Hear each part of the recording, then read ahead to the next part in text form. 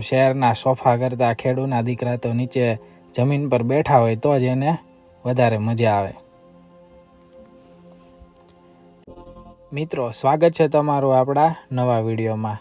આજે 25 દિવસ બાદ આપણે આપણા આંબાના બગીચાને જોવા માટે જઈ રહ્યા છીએ। હું અને મારો દીકરો સુરતની વ્યસ્તતાથી દૂર કુદરતના ખોળે જઈ રહ્યા છીએ, એટલે કે આપણે આપણા આંબાના બગીચે કે જે 25 દિવસ પહેલાં આપણે જે આંબાની કલમો રોપી હતી ત્યાં આપણે જઈ રહ્યા છીએ।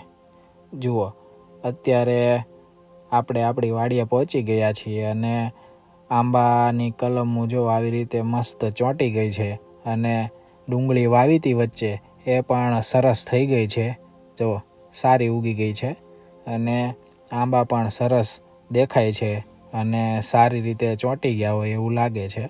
જુઓ, અને અહીંયાનું વાતાવરણ પણ ખૂબ અતિ આનંદ આપે એવું છે અને બહુ મજા આવે એવું વાતાવરણ થઈ ગયું છે। જુઓ, આ મારો 9 મહિનાનો દીકરો સિદ્ધરાજ કે જે વાડીની તાજી હવા ખાય છે અને ઓલા કે એમ શહેરના સોફા કરતાં ખેડૂના દીકરા તો નીચે જમીન પર બેઠા હોય તો જ એને વધારે મજા આવે।